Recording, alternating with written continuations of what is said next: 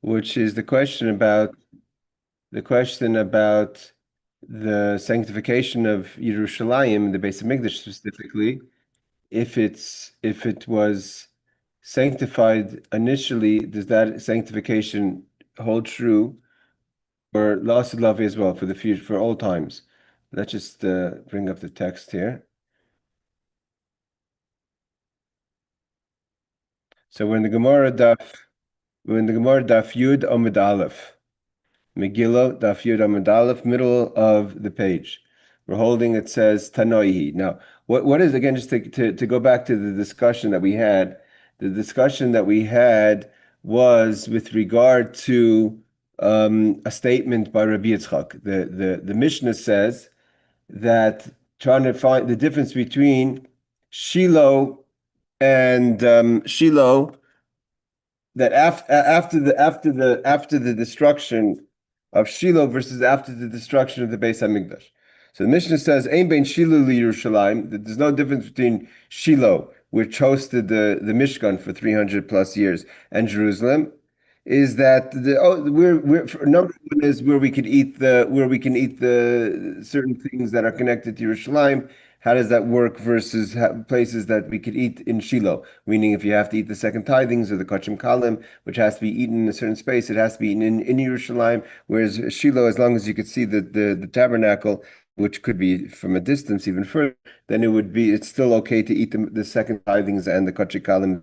The second statement it says is that the Mishnah continues that also kedusha Shiloh, that the sanctification, when the rabbi when the Jewish people sanctified Shiloh to be a city to host the tabernacle, yesh achreha heter, once Shiloh was destroyed, when we said Nov and Givon, that they had what's called the Mizbeach HaGadol, the large altar, which was used to sacrifice the sacrifices for the tzibur. And there's a question about the tzibur as well as the nedavim and nedavos of the donations. That after Shiloh was destroyed, it was permissible to also have bamais pratios, the small personal altars that people had in their own space, and that wasn't connected to Jerusalem or Shiloh, wherever you lived in Eretz Yisrael, seemingly. Whereas Yerushalayim ein achra heter.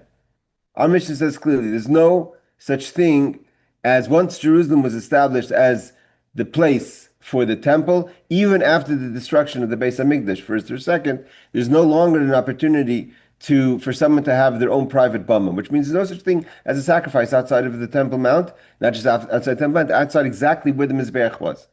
Okay, so our mission is quite clear. It's not leaving room for discussion about if a person could do a sacrifice today outside of the Beis HaMikdash, even after the destruction. Comes Rabbi Yitzchak, and he says a statement that today, after the destruction of the Beis HaMikdash, a person could go, if they choose, to sacrifice in the house of Chani, which was in Alexandria of Egypt. So it's not it's not in Eretz Yisrael, and B, it's not. So that we had all the discussions that we learned about the question of how could you do outside of Eretz Yisrael? Was it l'shem shemaim? Was it for the Gentiles? What was he doing? So what he was doing at the time of the temple, obviously he wasn't allowed to have the temple of Chani outside of Yerushalayim. The question is, now that this Beis HaMikdash is destroyed, could one, in theory, sacrifice in the house of Chani? The house of Chani stood past the Beis HaMikdash. Stood longer than it was destroyed after the destruction of the second temple. Not many years, but it was afterwards. So Rabbi Yitzchak wasn't talking actually, because by the time Rabbi Yitzchak was around this rabbi, there was no such thing as the house of Chani. We're talking about the concept of it. So the question that we have is our Mishnah, and another Mishnah that says that clearly you're not allowed to sacrifice outside of the temple, outside of the Beis HaMikdash. Now we have a pasuk that God says, Menucha, God's resting place is Shiloh, Nachla, my inheritance is Yerushalayim. And the question is it a state of division or of inclusiveness? Meaning to say that we're comparing Jerusalem to Shiloh and Shiloh to Jerusalem, and just like Menucha after Menucha, which is Shiloh, clearly that's not even a question, because after the destruction of Shiloh, by Nov and Givon, they had the opportunity to have private bamas, private altars.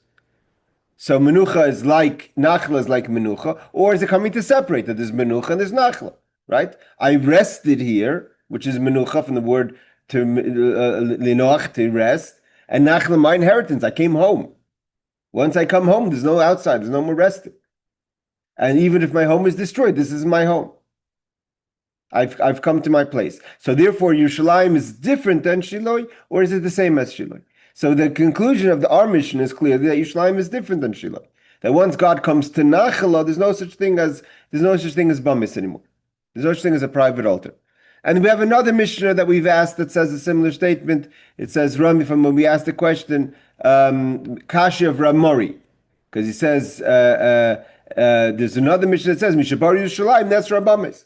That says clearly, doesn't leave room for misunderstanding. Once Jerusalem was established as the city, no more was it permitted to have a private altar. Now the Gemara wants to say about the question, which this is again, seeming how the Gemara continues in the flow from here, which we're holding now, is, are we still discussing Rabbi Yitzchak's question? Or are we having a general question about Yerushalayim? Now we have to remember this. The thing that has to be taken in the context that there's two ways to look at the question. Like we said I think it was the Tosfos we learned last week that asks, why can we just say that Rabbi Yitzchak holds according to the discussion that we're about to have in the Mishnah? Because there's a discussion. So the answer that the Tosfos gave was that it's possible that once Yerushalayim is that means now we're going to bring up another question. The question is that did the sanctification that David and Shlomo did in Yerushalayim, David and Shlomo, because Shmuel also was planning the Beis HaMikdash, is that the sanctification that they've done in Yerushalayim, was it everlasting or if it was only temporary? If it's everlasting, then there's always a Kedusha in Eretz Yisrael and Yerushalayim. If it's temporary, so seemingly there's no more significance to Yerushalayim. Or Tosfos says that's not maybe the point. Maybe the point is Yerushalayim stays the city, but Yerushalayim itself has to be sanctified again. Even the Mizbeach itself has to be sanctified. Now we know for sure that the Jewish people sacrifices in Jerusalem for 20 odd years, like Rashi is going to say, for 20 years, from when they came back after the second Aliyah, before Ezra built the Beis HaMikdash. The second temple was built later, and they built the altar first. So they were sacrificing on Temple Mount without a temple, without an actual physical structure of the temple. So the question is why? So here we come to our Mishnah. Tanoi, so says this question of was Jerusalem sanctified once, the Kedusha, like we said, the question, the Lashon is over here. Kedusha Rishayna Kitcha L'Shaita V'Lei Kitcha L'Asadlavei. Was it only temporary sanctified, or if it was also for the future? So this question, if it was for the future or not, is a question of a machlekes of Rabbi Lezer and Rabbi Yeshua, seemingly. Why? Tanai, we could think there's a question of a machlekes of Rabbi Lezer and Rabbi Yeshua, which were colleagues, and they argued about many things. And this is one of the discussions seemingly they had. They're all students of Rabbi Yochanan Zakkai. So it's Rabbi Lezer. Shemaiti, I heard. And you have to remember, it's not that many years before. Rabbi Lezer lived during the time of this, at least right after the destruction of the Second Temple. You're talking about 500 years. Okay. So Rabbi Lezer said, Shemaita, I heard, when they built the sanctuary on the Second Temple, and then they came back as they were getting ready to build the Second Temple, it didn't happen right away. First, Oisim Kloim, they put up like curtains, Lahechel, to the sanctuary, Ukloim Lazara, and they put up curtains for the courtyard of the temple, meaning they marked off the spaces of where hypothetically the temple was going to be built in a future time. So they put up these curtains. The question is, what were the curtains representing? He says, that's what I heard. They put up these curtains. Later, when they built the sanctuary, so they built a heichel outside where those curtains were. So the curtains were inside the walls.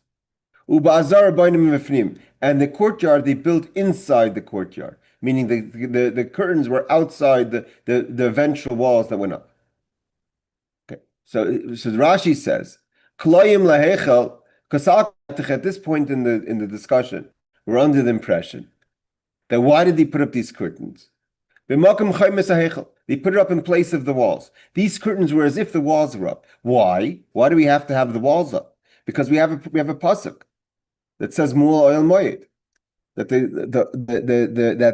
the altar has to be mul against where the Oil Moed is, where the sanctuary is. It should be by the door of the Oil Moed.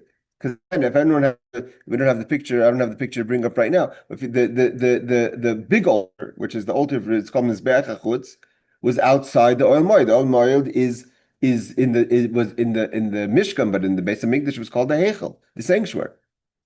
Shilmole came because if not for that, they put up the curtains, which created, so to say, the space of the Oil Moed or the Heichel, the sanctuary. They would never have put up. They would never be able to sacrifice until they finished actually building the temple, because you have a pasuk that says that the mizbeach has to be Pesach al Moed. And when did they start sacrificing? Again, this is the second temple. When did they start sacrificing the second temple? Sacrifices when they came back, because there was a few aliyot. They didn't come one time. They had Zerubbabel who came, right? They have the prophecy of Zechariah of the Kohen Gadol, right? Tzidkiyahu Kohen Gadol. So he was the Kohen Gadol at the time of the prophecy was before the temple was standing. So they started to sacrifice Mishabo Shami Mekorash when they came before the story of Purim. When Cyrus gave them permission to go back, they started to sacrifice right away. Ukumai Shekasev b'Sefer Ezra, as the book of Ezra clearly says. But Esrim Shana, it took 20 years, and the whole story of Purim is in between. And they put up with Daryavush, Darius, they put up this actual temple. They only put up the temple in the life of Daryavush, the last. Evidently, I think there was 2 or 3. Daryavush was Darius, the son of Esther. And like we learned in Rosh Hashanah, that he was involved in the building of the second temple. And only then did they put up the actual temple. So why did they put up the curtains? So they could have the structure, so to say. The Oil Moed, that was done by the curtains. So it says that they built outside the curtains. Why?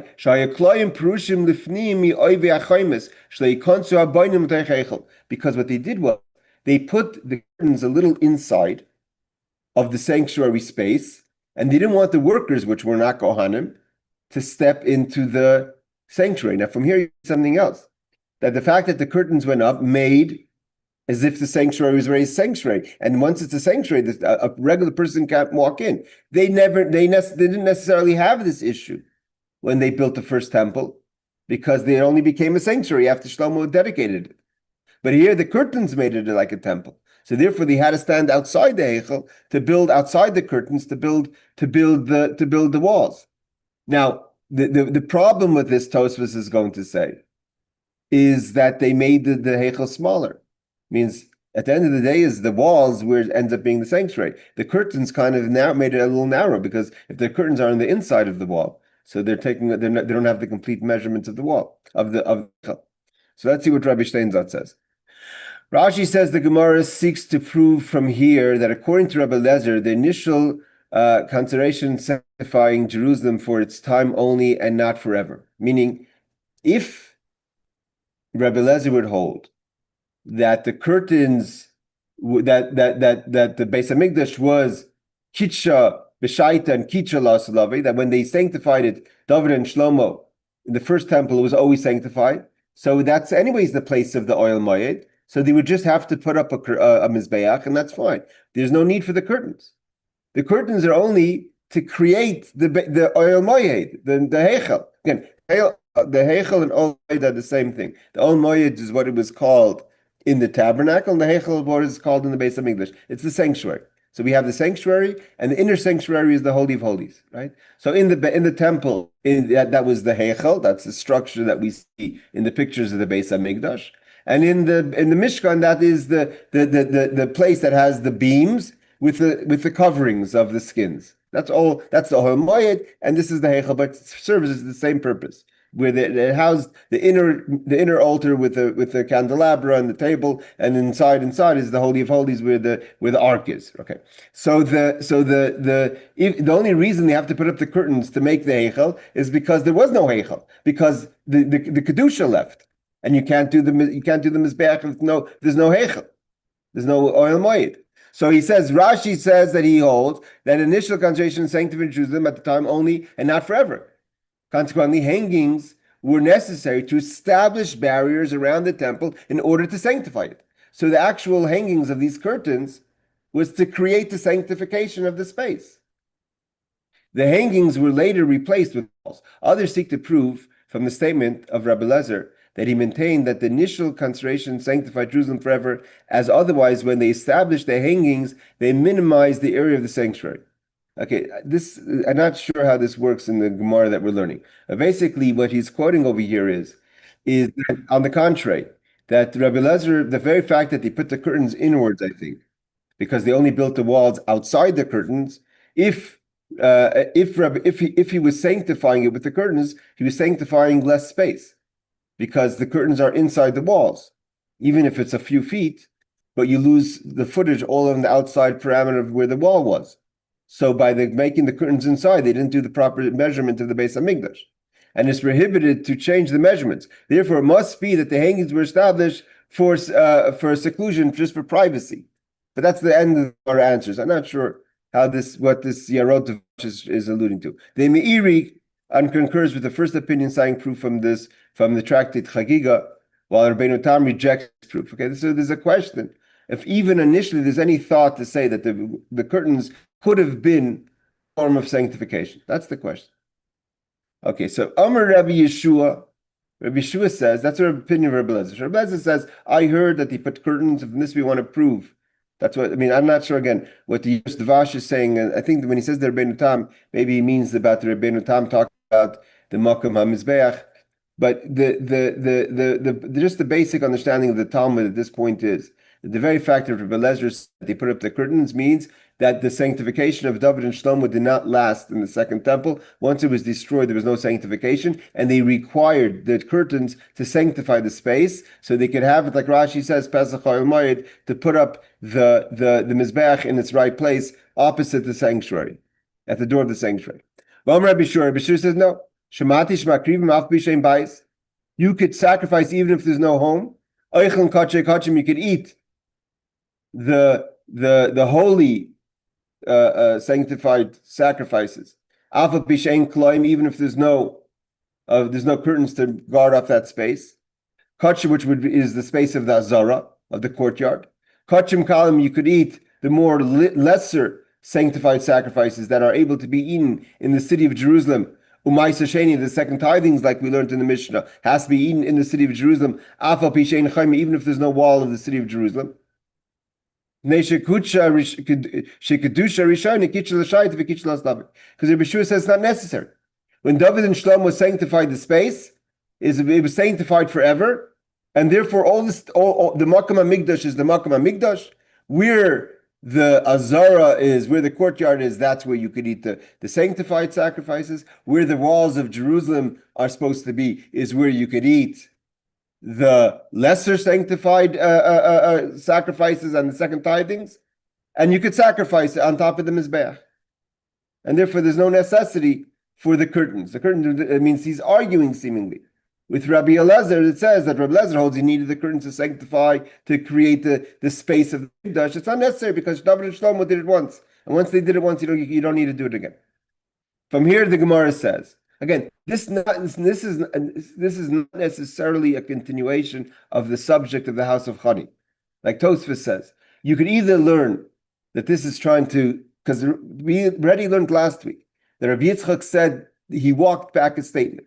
He said, I never said it, or if he said it, I never mean it, or I regret saying it. Why? Because there's clear missions that say that once Jerusalem was established, you cannot sacrifice out Jerusalem. And Tosfos says the question could only be, the argument to Rabbi Elazar would be that if not for the curtains, you wouldn't be able to do that. And it seems like Rashi agrees, that if not for the curtains, you wouldn't be able to sacrifice on the altar, because you need the oil moyed. But means it's not a question of you're able to sacrifice anywhere. You're not allowed to sacrifice anywhere. It means not that you can do it anywhere. You can't do it anywhere, not even in the temple, unless you have because there's no sanctification. And Jerusalem, once it was established, you could only do it in Jerusalem, and it has to be sanctified first. Which means that based on where we're holding now in the Gemara, today, if someone would go to Temple Mount and find the exact space where the Mizbeach is, it's possible you still can't sacrifice because there's no Kedusha, it still has to be sanctified. But the Gemara says no. So the Gemara says maybe that's the argument. There was no sanctification, therefore they needed the curtain. And therefore it's not still a proof to Rabbi Yitzchak, because Rabbi Yitzchak wants to sacrifice in Alexandria of Egypt. That's not possible because it's Shechita and still Jerusalem, but you can't even sacrifice possibly according to Tosfos, according to Rabbi Elchanan of Tosfos. You can't sacrifice even on Temple Mount until you do a sanctification. So Rashi says, the fact that Rabbi Elazar holds that you have the curtain, Savri holds, like Kichel Ashurban, that after this destruction, there's no more sanctification, and without the sanctification, you can't sacrifice, even on Temple Mount, even on the space of the Mizbeach. Seemingly, Rashi agrees with Tosfos. The Fikach Pirsu Kloim, therefore, they put up the curtains, B'makim Binyan, instead of the building, because they couldn't afford, or they weren't ready yet to put up the building. V'chadzru v'kitshu, and through the curtains they sanctified it. B'toidais to b'shir, with sacrifices of thanks, and with music of the Levites. They did a ceremony. It wasn't just they pegged in curtains and went weiter. They had some sort of ceremony. He quotes the Gemara Shvus, and that ceremony was the sanctification of the second space of the temple.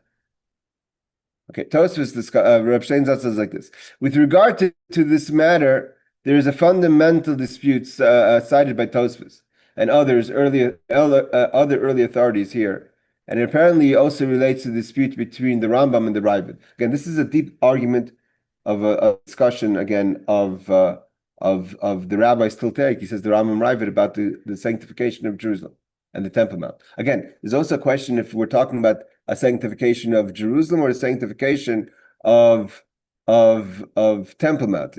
And this could be two different questions. So Rambam and Ravid, with regard to the sanctity of the temple, based on the Gemara here, there appears to be a question. Was the sanctity of the land abrogated by the destruction of the second temple? It means once the second temple was destroyed, is there no more sanctification? Possibly not of Eretz Yisrael, and not of Yerushalayim, not of Temple Mount. If it was, then the sanctity of Jerusalem was similarly abrogated, meaning to say, just like Eretz Yisrael is no longer holy, separate, so too Jerusalem is not separate. However, in the opinion of the Rambam and many others, the sanctity of Jerusalem, in terms of the prohibition against sacrificing offerings elsewhere, and the sanctity of Eretz Yisrael are not interdependent. The Rambam holds to two different questions. Is there a Kedusha in Eretz Yisrael is one question. Is Eretz Yisrael holy is one question. Meaning to say, do we have biblical obligations today to give tithings and all the other questions about the sanctification of Eretz Yisrael? That's not just a question of how holy it is, but what are the laws of Meiser, Truma, Shvius, sabbatical, all the questions that we have. Is Yerushalayim lost its Kedusha according to the biblical, or is it only rabbinic, etc.? But according to the Rambam, that's that question about Eretz Yisrael. It has nothing to do with Jerusalem. Jerusalem is still sanctified. The sanctity of Jerusalem and the temple was never abrogated. It always stayed. The Kedusha always stayed. Although the sanctity of Eretz Yisrael was. See, the Rashba also discusses this at length. Others write that Rabbi Yitzchak structured his opinion due to the same considerations. Initially, he maintained that there was only one dispute here, basing his opinion on those who said that the sanctity of the land was abrogated, and therefore, once Eretz Yisrael wasn't holy, so too Yerushalayim wasn't holy. If Yerushalayim is not holy, then I could sacrifice in Alexandria of Egypt. Again, he's not talking a crazy concept, because Bo Nagid, even if you want to say that the house of Chani was a house of, it's not a house of Avodah Zarah, that's clear. But if you want to say if they sacrificed for Gentiles, for the Bnei Noach, or they sacrificed for Jews, but the idea that they sacrificed outside of Eretz Yisrael happened, because all the years, the 40 years in the desert, they were sacrificing outside of Eretz Yisrael. When did Eretz Yisrael become a Makoim? When they sanctified Eretz Yisrael, when they captured Eretz Yisrael with Joshua. Eretz Yisrael became the place, and then Yerushalayim became the Nachala when David captured Jerusalem. And then they sanctified Temple Mount to David and Solomon. And so according to Rabbi Yitzchak, he thought that it's one sanctity. And once Israel lost its sanctity, so too Jerusalem lost its sanctity. And therefore he said, why can't I sacrifice in the house of Chani?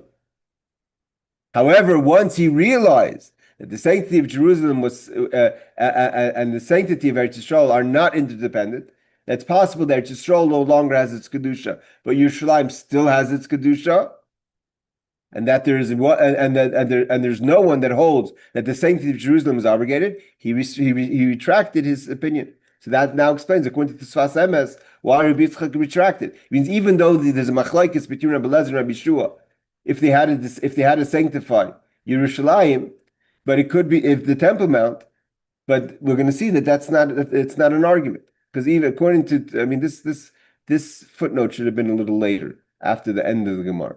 But basically, in the question that we have is Yerushalayim definitely has some sort of sanctity. Even according to Rabbi Lezer, according to Tosfos, there was never a question if you could sacrifice outside Yerushalayim. The question is if you could sacrifice in Yerushalayim.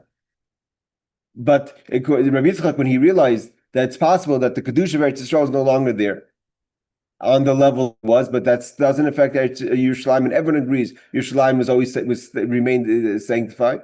Therefore, there's not a possibility to sacrifice in the house of Chani even after the destruction of the temple. So he says, this is the opinion of Rabbi Shua. He says it's permitted to sacrifice all offerings, even although the temple is not standing.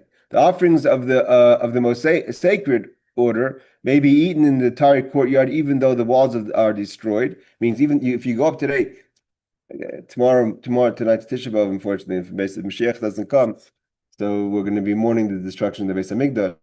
So there's a big question if you could go up to Har Bayis. There's a big, obviously, question about today going up to Har Bayis. What is the sanctity today of Har Bayis? So obviously it's this place of sanctity. The question is where, if you could walk up on the Temple Mount today, if you can, it's a whole discussion. But tomorrow, a lot of people go up to this Beis HaMikdash, to the Temple Mount. So he says that doesn't make a difference if the walls are not the walls of the temple. According to Rabbi Yeshua, the Azara is the Azara. And if you were if in theory one went to the Mizmakim Mizbeach today, according to Rabbi Yeshua, made a sacrifice, they have to eat it in the space of where the Azara is in the times of the temple. And if you go up on the Temple Mount, that is the Azara. And therefore it's a big question. Can you go up on Temple Mount today? Because that's the Azara, that's the courtyard. And it's not so simple for a person who's tamei to go in the courtyard. We don't have the waters of the red heifer. Second tithings and the offerings of lesser sanctity may be eaten throughout Jerusalem. He's quoting Rabbi Shua, even if the walls are no standing. So today, again, what are the walls of Jerusalem is another question. Anyone who's been to the altar of Yerushalayim, I think Shuki, you spent a year there, knows that in the middle of the Jewish quarter, there's still the remaining of the walls of the city of Yerushalayim. What we have today, forget the new city of Yerushalayim. We're not talking about what's called where I'm sitting right now on Ben Yehuda. That was never part of Jerusalem. But even today, if you walk into Yafo Gate, from Yafo Gate until mid the Jewish quarter, wasn't the Jerusalem of the times of David and Shlomo. Possibly it was the Jerusalem of the second temple, but it's surely not the Jerusalem of the first temple. So the question is when Ezra, and this is we learned the halachas in Sanhedrin, to expand the borders of Yerushalayim, you have to have the Sanhedrin. So we have to assume that Ezra, if we want to say that today's walled old city is the space of the second temple's walled city, we have to assume that Ezra sanctified up to that space. So he says Jerusalem, even if the walls are not standing, because the initial consecration sanctified Jerusalem for its time and forever, in accordance with the opinion of Rabbi Yeshua. So the Rambam takes the opinion of Rabbi Yeshua. And he holds it in Sefer Avoda, Hilchas Pesach HaBechira 6:15. One is supposed to learn the laws of Rambam before Tisha B'Av, so we're learning now the laws of Rambam, which says that the laws according to Rabbi Yeshua, that the sanctity of Jerusalem, the sanctity of the Temple Mount, does not require the walls. Now, again, you can broaden the borders of Yerushalayim. We've learned that, right? The whole question of the Zakin Mamre, right? Where's the Zakin Mamre and where's he meet them? So we know that with a Sanhedrin and a majority and all that, so you could have you could expand the boundaries of Yerushalayim.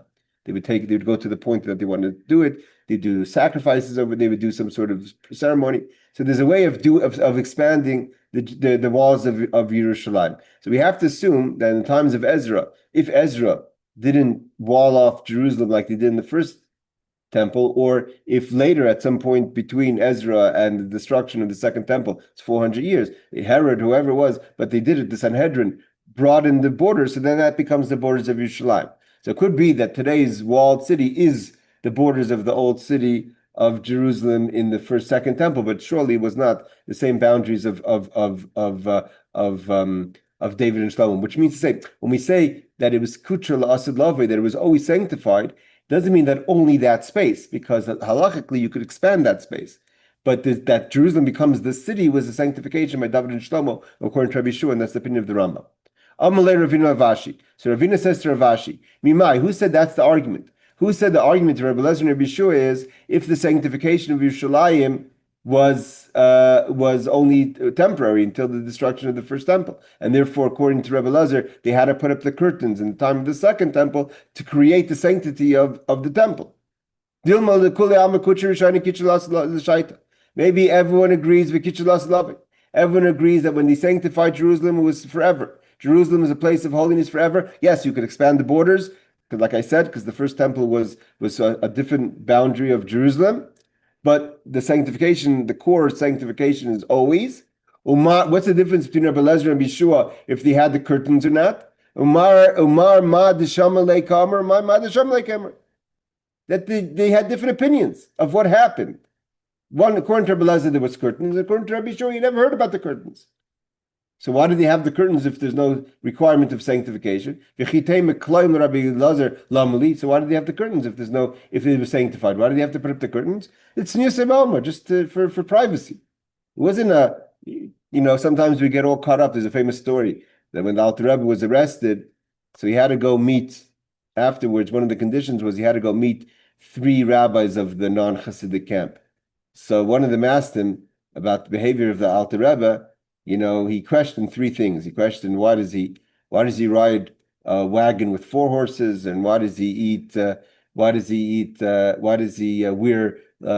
silk outer garments, and why does he eat chicken versus meat? So they thought there's some old mystical questions. So he said he rides a wagon of 4 horses because it's quicker. He eats chicken because it's lighter. And he wears silk because it's lighter. So, not every time you see something is there a deep meaning. They had the curtains not because they were sanctifying the temple, but because they wanted privacy, right? You don't have to sit there and sacrifice in front of everyone. So they put up the curtains for privacy, but not because they put up the curtains as a requirement to create the space of the temple, because it's not necessary, because Rabbi Lezer agrees with Rabbi Yeshua that it was always sanctified. Meaning to say, based on this answer of Ravina to Ravashi, there's no longer a question. There's no argument. Everyone agrees that Jerusalem was always sanctified, which means for sure Rabbi Yitzchak would have to walk back his statement and say, today you cannot sacrifice in the house of Chani in Alexandria of Egypt. So Rashi says, not because of sanctification, but just because of privacy. And this Tosfos is a long Tosfos. He brings many different questions of the sanctity of Eretz Yisrael. So for instance, he brings the question, we know, it's a sad story. It's a Gemara actually in Chagiga. It's a Mishnah that's brought down the story of Rebbe Lezer, the same Rebbe Lezer that we're talking about before, was eventually excommunicated. He died in excommunication. He was stubborn with his opinions. And so when he was excommunicated, all his students held by the excommunication, they loved their teacher, but they couldn't go in within 4 spaces of him because there's the laws of excommunication. And he was in Lud, so he wasn't in the yeshiva. So he would always ask, what are they talking about in the yeshiva? And later, before he passed away, when he got sick, they came to see him. Rabbi Kiva, his student Rabbi Kiva, came to see him. And he gave a prophecy of everyone's end, including how Rabbi Kiva is going to die, which wasn't obviously, he was murdered by the Romans. So there's a Mishnah that says a story like this. We'll just bring it up a little bit and go further. The Mishnah says, I think this is it. Yeah, so the Mishnah is a Mishnah on Yom. If my computer responds properly. Let's see if I could bring it up. If not, we're just going to continue. The discussion like this. This is Bo Bayom. They had a discussion about different things. So Bo Bayom, on that day, this is the day that what's Bo Bayom? Bo Bayom is that, again, things were, you have to remember, in temple times, and we're getting ready for Tisha B'Av, temple times, there was, destruction of the temple, and Rabbi Yochanan ben Zakkai saved the Sanhedrin. They moved to Yavna. And they had Rabbi Gamliel was reestablished as the Nasi because he was from the house of Hillel. But Rabbi Gamliel was also extremely opinionated and very harsh with his opinion. So he forced his opinion on Rabbi Yeshua. And he was demoted. They said, they demoted him from Nasi and they appointed Rabbi Elazar ben Azariah. Boy B'yom, on the day Rabbi Elazar ben Azariah became Nasi, they passed many laws. This is in the destruction, in the craziness, in the Shema, the Romans, but the yeshivas were still rocking and rolling. So Boy B'yom, and they passed a lot of laws. One of the questions they had was about Ammon and Moav, Mahim B'Shvius. So this is the question that we're talking about here. When we talk about Eretz Yisrael for sanctification, so we have the laws of tithings. When there's the laws of the sabbatical. When you have the laws of the sabbatical, so there's no requirement for tithings. But if the question is that they wanted to again in poor times, the downside till today, you have to remember, anyone who lives in Eretz Yisrael or lived in Eretz Yisrael knows that when it comes to the sabbatical, it becomes very hectic here, because there's a fundamental question which really affected when the Netziv, when they came up and the Chov Zion came and to Eretz Yisrael, this is before the state and before Herzl and before Zionism, the Chov Zion came. He was sponsored by, of course, Baron Rothschild, and he put up all the, the Rishon LeZion and Zichron Yaakov, and he fed them with agriculture. He built all these farms and the wineries and all that. So when they came the first sabbatical, they said, sorry, we can't work the land, Eretz Yisrael. So that's when there was a huge divide within the Chov Zion, within the Aliyah. The Netziv was against the question of the Heter Mechira. How do you deal with shvius, with sabbatical? And that question is a question until today, 100 years going plus. So they had a question then also, because what was the whole question in the time of the Chov Zion? The people were starving. If they keep the sabbatical, people are going to starve. So they came up with the Heter Mechira. They figured out a way to kind of loophole through the sabbatical. And that loophole is used till today, and that's the argument itself. Is the loophole still applicable? Will they pass the law for the loophole today, based on today's Israel's success, and we're not holding the same situation? But that same situation was then in the time of the destruction of the temple. They needed to, if they stopped tithings, especially the tithings of the poor, people wouldn't have what to eat. So they had a question. Ammon and Moav, today the east side of the Jordan River, Mayim B'Shvius. What's the laws of the sabbatical when it comes to these places that are on the east side of the river? Now, according to most opinions, we're not talking about Bnei Reuven and Bnei Gad, the part of Moav and Ammon that was captured by Sichon, that was kind of what we'd say from the Jordan River north towards the Golan Heights, which was the 2.5 tribes that we learned about in Matas and Masei and the Devarim.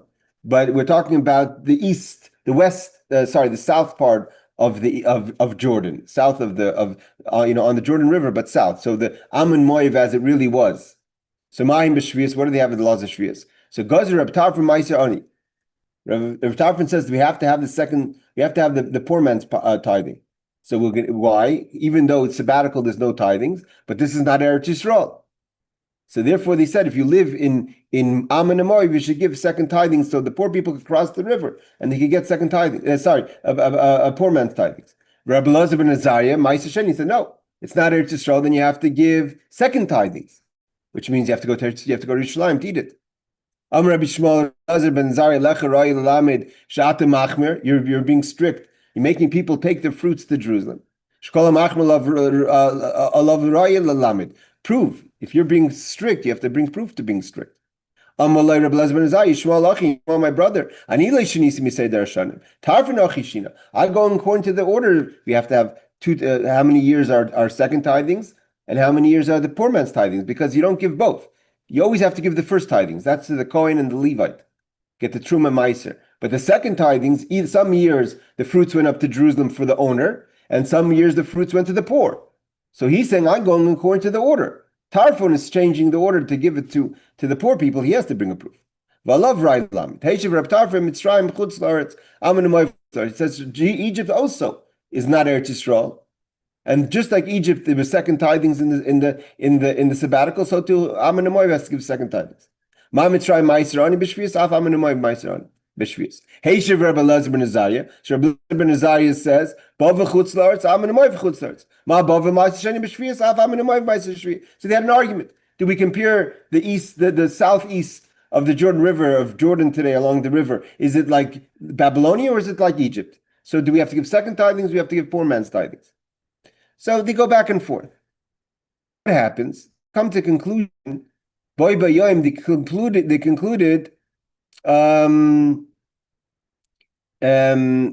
What did he say? What was the conclusion? Why?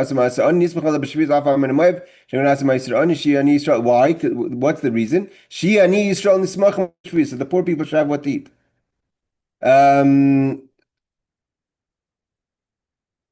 What was the conclusion? They came to conclusion, of course. So it says, Nimnu v'in Gomru. The conclusion was, they went with Rabbi Tarfon over Rabbi Elazar ben Azariah, that in the southeast part of the Jordan River, which is Ammon and Moav, which again was not part of the land of Gad and Ruvain, has to give poor man's tithing, so the poor people have to eat what to eat on Shvius. Again, so from here we see there's a basis to be concerned for the poor on the sabbatical. Okay, what does this have to do with us? Because Shabar Rabbi Yossi ben Durmaskis, ate Rabbi Elazar. So Rabbi Yossi, the son of Durmaskis, came to visit his Rebbe. Rabbi Elazar wasn't in the yeshiva. Why? Because he was excommunicated. Belod, he's in Lud. What did you guys discuss today in the Beis Medrash, in the yeshiva? After a long discussion, it was concluded that the Ammon and Moav, the lands of Ammon and Moav, which is the southeast side of the Jordan River, on the sabbatical, they have to give second tithings. Poor man's tithings. Rabbi Elazar cried, he said, Save Ermelam, he started to cry. He said that God gives his wisdom to those who are closest to him. Why? Tell them, don't be concerned about your discussions. Why? Because I already have a tradition from all our teachers.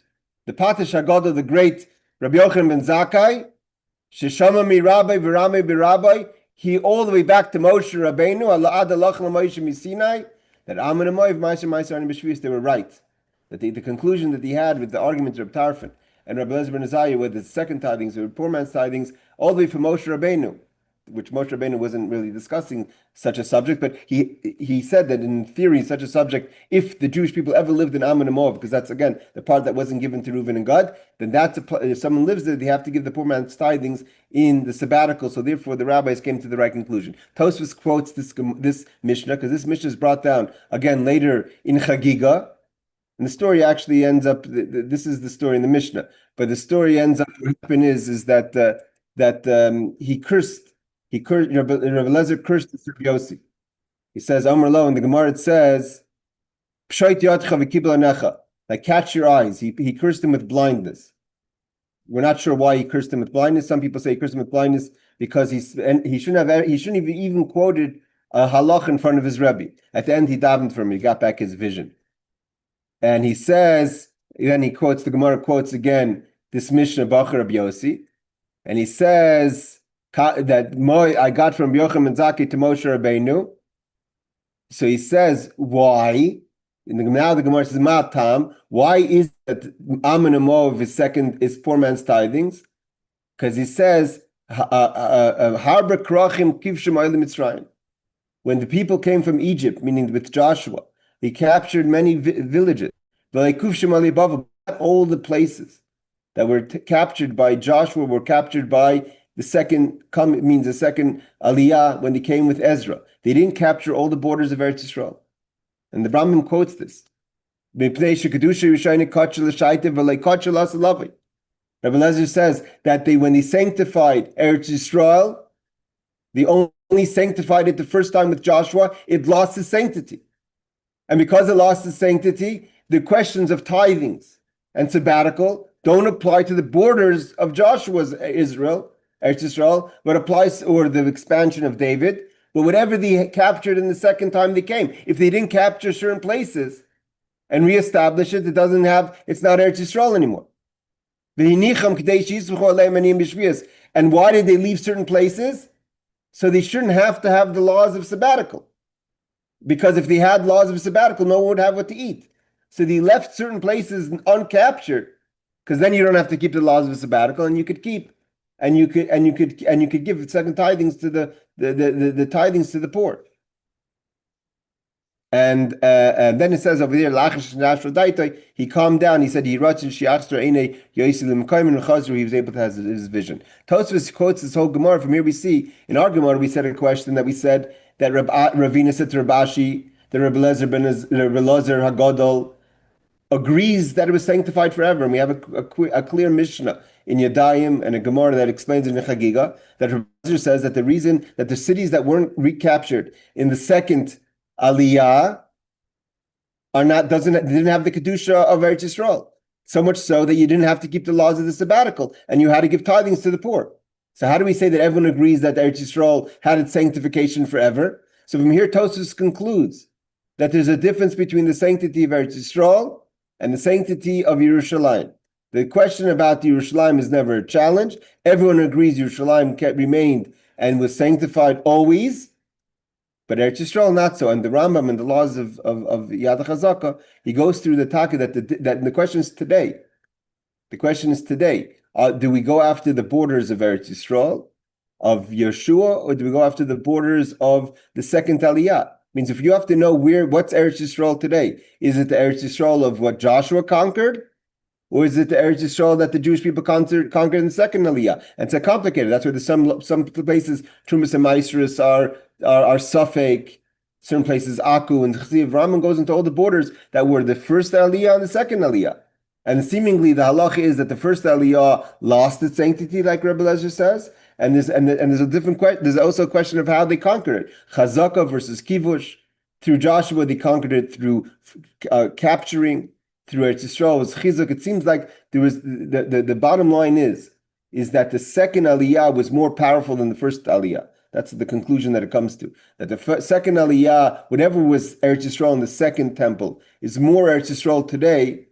It's still Eretz Yisrael today, even though we have the Gullus. We're not talking about 1948, the 67 or 48 boundaries. We're talking about Eretz Yisrael from the first temple, second temple. That remains more sanctified than what was captured by Yeshua. Because as far as Eretz Yisrael goes, what was captured by Yeshua lost its sanctity. Recaptured by the second temple, or made a chazak in the second temple, became sanctified. And that sanctification of the second temple seemingly does remain. Okay, sorry, I didn't want to do the whole thing inside. It's complicated. But there's basically also Tosfos says that this discussion of, like I said, Ammon and Moab in the story of Rebbe Lezer is only talking about the south part of Ammon and Moab. You have to remember something. The Jewish people were not allowed to capture the cities of Ammon and Moab. Ammon and Moab were lands that were given to the children of Lot. Anyone who learned last week's Devarim, Moshe repeats it over and over again. The Jewish people were not given the lands of Ammon and Moab. That was part of Lot. What happened was Sichon was what's called Tiar. He purified some of the lands. When Sichon, the king of Ammon, took over parts of Ammon and Moab, so no longer was Ammon and Moab. He took it away from Lot, and therefore the Jews took it away from him. So those parts the Jews were able to live in. That's where Gad and Ruvain lived.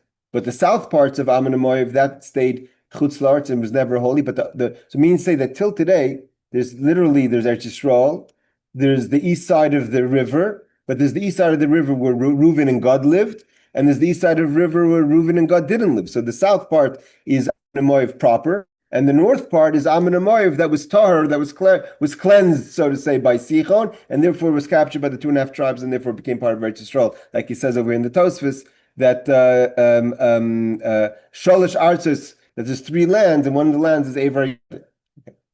Okay, let's go back. So let's try to finish to the Mishnah, to the next subject. So we don't have proof at the end of the day. Again, we have a discussion about Eretz Yisrael. There's seemingly no discussion about Jerusalem. And therefore, again, according to the Sfas Emes, which makes it so nice, that's why Rabbi Yitzchak walked back his statement, because once he realized that there was never a discussion about the Yerushalayim, the discussion is about Eretz Yisrael. Eretz Yisrael, there is a discussion if the Kedusha remained, but not about Yerushalayim. So is there still a discussion about Yerushalayim? There is a discussion.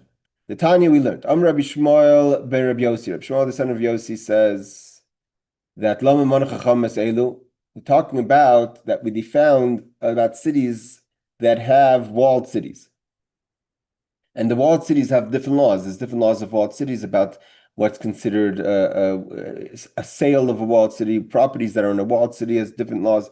Properties of an unwalled city.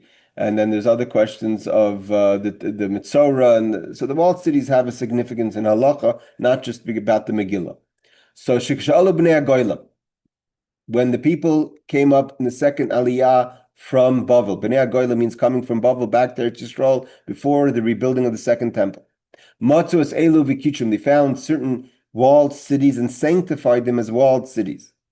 Aval Rishonis, but the initial walled cities from the first arrival with Joshua, Batlu Mishabat La'aretz, when the land was destroyed, those cities no longer held the significance of a walled city.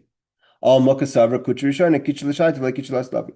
From here we see clearly that only the walled cities that they found and they sanctified it were considered walled cities. But the cities that were not walled, even though they were walled in the times of Joshua, lost their sanctification. The question is, that's why it gets a little complicated about the Megillah.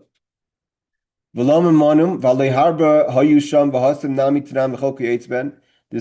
other cities that they found, that they had in the first temple, or when they came with Joshua. From here we see that clearly it doesn't make a difference, because the walled cities that were in Joshua are not significant. It only becomes significant what they sanctified in the second arrival, in the second aliyah. It's called the aliyah of the Bnei Agola. When we have a question about walled cities, they only mention 9. That they only sanctified 9 of the cities that were sanctified from Joshua's times. So Gemara says, how could you say that? We have a challenge to this statement, because we have another statement of Rabbi Yisrael Rabbi Yossi. We'll get to the fact that it's the same person twice.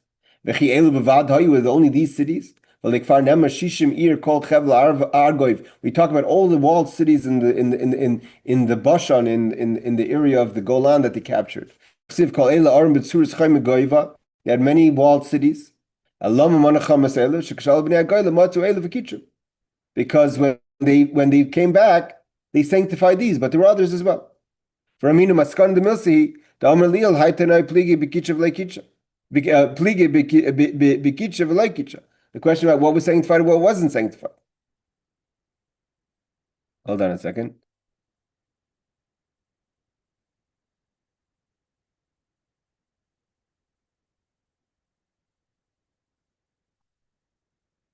Hold on one second. See something here.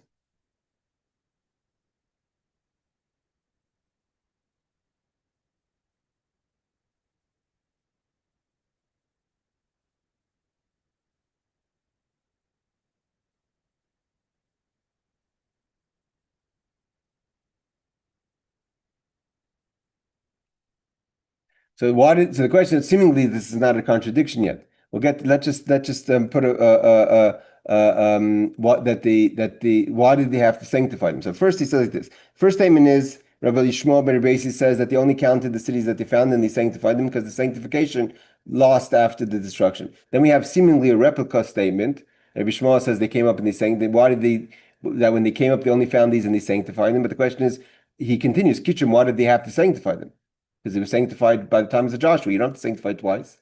But let's just see Tosfos first. My maisi hach braisid loy mucha ella de kedusha yishayin loy batla veika tanoi the kucher yishayin v'shnia yeshla hashlishis ein la the kedusha achroni loy batla the kedusha achani v'hais la'achik de shlishis. the question is like this. He's bringing up the like I said, Tosfos agrees to this also. Even according to the opinions of the first temple, that the first temple lost its sanctity, the second temple kept the sanctity even after the destruction. As he says. The Gemara in Chagig in Yevamah says the Kucha Rishayna Vishniya Yeshla. There's 2 times they had to sanctify. Shlishis Einla. The Kedushas Achroin and Leibatla. Even according to the opinion that you needed to sanctify after the first temple, we don't have to sanctify after the second temple, because the second temple sanctification remains even after the destruction. The Kedushas Chanya V'Hois Kedushas Shlishis. He's saying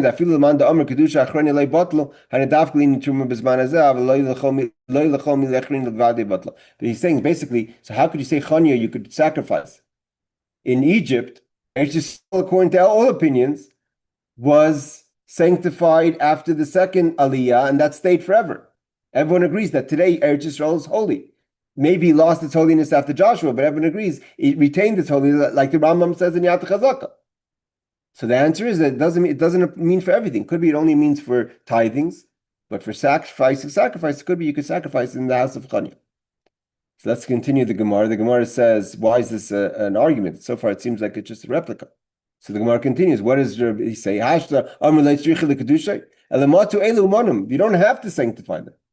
Because once they were sanctified with Joshua, these walled cities, they don't have to be sanctified a second time. So why did they have to sanctify them? It says they didn't sanctify them. They're just mentioning the ones they found. Not all of them were still there. He says, Amrei, B'Seifa, the Masnisin Gufad, the Kamasayim Vazil. As long as you have a tradition that these were the walled cities, they are the walled cities. So they're just saying these are the ones that they knew of.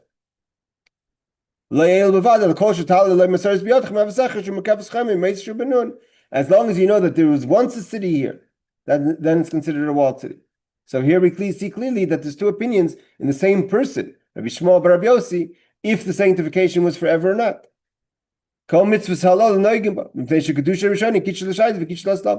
see there's 2 opinions. One opinion is they had to sanctify the walled cities the second time. Another one is you didn't have to sanctify the walled cities the second time. So the Gemara says, first says Kasha Rabbi Shmuel, Rabbi Shmuel. It's a contradiction. It's the same person. How could you have the same person say 2 opinions? It's called mitzvah salalu. What are all the mitzvahs? He says, Hanagis ba'aricham shiliuch mitzayra. A mitzayra has to be out of a walled city. So as long as you know this was once a walled city, in the times of Joshua, they can't be in that city. Kriyas Megillah. Again, till today, where do we read the Megillah? On the 15th. Anywhere we know was a city in the times of Joshua. B'chamisha and that you read it on the 15th. And also the different laws of selling a house of a walled city versus selling a house of an unwalled city. There's different laws in the Torah. So the Gemara answers straight to Rabbi Shmuel. The 2 opinions of Rabbi Shmuel and Rabbi Yossi. Means they're arguing about what he said. Another answer is a mistake. It's not Rabbi Yishmael bar Rabbi Yossi. It's Rabbi Lazar bar Rabbi Yossi, his brother. The Tanya Omer Rabbi Lazar bar Rabbi Yossi Omer. Asher loy chama, it says loy vav with an aleph. Even though now you can say it means the word loy is either loy vav means to him, or to it, or loy that there isn't. So to it there's a wall even if there isn't, which means even though now there's not a wall, but there once was a wall, it's considered a walled city. So the second opinion is not the opinion of Rabbi Lazar, Rabbi Shmuel bar Rabbi Yossi, his brother Rabbi Lazar Rabbi Yossi holds that as long as we know there's a tradition of a walled city, it's considered a walled city. Why? Because Eretz Yisrael was sanctified forever. That the first sanctification, that whatever is considered a city of Joshua's times, remains a city of Joshua's times as long as we know that it was a city. And therefore we had a question about the city of Tiberias, right? We don't know if Tiberias was a city or not. I just finished these 2 footnotes, and then we'll start next week with a discussion about Vayhiv Me'achashverosh, back to the Megillah of is this good news or bad news? Okay. He was the 5th generation Tana, son of the Tana Rabbi Yossi ben Chalafta. Rabbi Yossi had 5 sons, all ordained sages. The most famous among them was Rabbi Shmuel, the son of Rabbi Yossi, which we learned about just now. A disciple, colleague of Rabbi Yehuda Nasi, means the last generation of the Tanoim, of the rabbis of the Mishnah. Apparently, Rabbi Lazar was significantly older than Rabbi Yossi was significantly older than his brother Rabbi Shmuel. Rabbi Lazar, Rabbi Yossi was much older than his brother Rabbi Shmuel. Why? Because he was a colleague of he participated in a delegation of sages to Rome with Rabbi Shimon Bar Yochai, which was way before the time of Rabbi. Not way before, but Rabbi was a student of Rabbi Shimon Bar Yochai, who was a contemporary of his father. In several places, the Gemara, there are exchanges between Rabbi Lazar and Rabbi Shimon with regard to halachic and agadic matters. During the visit to Rome, Rabbi Lazar was privileged to see the temple vessels among the emperor's treasures, and that's the whole question about the tzitz, the show plate, if it had 2 lines or 1 line, and the menorah, and he shared the details of what he saw with the sages. He traveled often and was an accomplished debater, etc. So he lived. Rabbi Shmuel ben Rabbi Yossi and Rabbi Lazar ben Rabbi Yossi were 2 brothers. One was older, obviously, than the next. Several halachic and agadic statements appeared throughout the Talmud. Okay, here he says the Rambam writes that the Brisa is not actually dealing with the sanctity of Jerusalem or Eretz Yisrael. The very existence of specific verse dealing with the status of walled cities indicates that this is a separate discussion. It means the Rambam writes that it's not necessarily proof about Eretz Yisrael. It could be just asking a question about walled cities.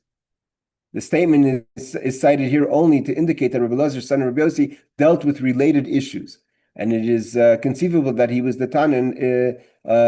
He was the Tana of the one of the Brisa cited earlier. I mean to say, because we see that he discusses the issue, even though the issue is a separate issue, because walled cities is not the same discussion as the sanctity of Eretz Yisrael. But we can assume that also discussed earlier about if the sanctity of Eretz Yisrael was sanctified in the way forever, and therefore the walled cities were also included in that. Okay, so basically, to just wrap this whole discussion up, is that the conclusion is that everyone agrees, seemingly from this Gemara, that Eretz Yisrael is a question whether it was sanctified, but it's clearly that Yerushalayim was a city that was sanctified forever, and therefore does not require sanctification. There still may be a question about if we have to have the walls of the temple for the Beis HaMikdash to be, for the Mizbeach to be a makom that you could sacrifice on. But nevertheless, Yerushalayim itself still remained a city, and therefore it was always forbidden to sacrifice outside of the Temple Mount. Until today, it seems like you can sacrifice on Temple Mount because the conventional wisdom, according to Rabbi Yeshua, is that you don't need the temple today to sacrifice. And if you don't need the temple, so therefore you could sacrifice on Temple Mount today. And therefore it's a question, when it comes Pesach, why are we not sacrificing the Korban Pesach? According to some people, they leave Jerusalem on Erev Pesach so that they shouldn't violate the requirement of sacrificing the Paschal lamb today, when in theory we should be able to. Okay. I want to wish everyone a meaningful fast, and these discussions about the Beis HaMikdash should awaken a desire for the Beis HaMikdash. Eretz Hashem should be rebuilt the Karav in our time. Laila Tov.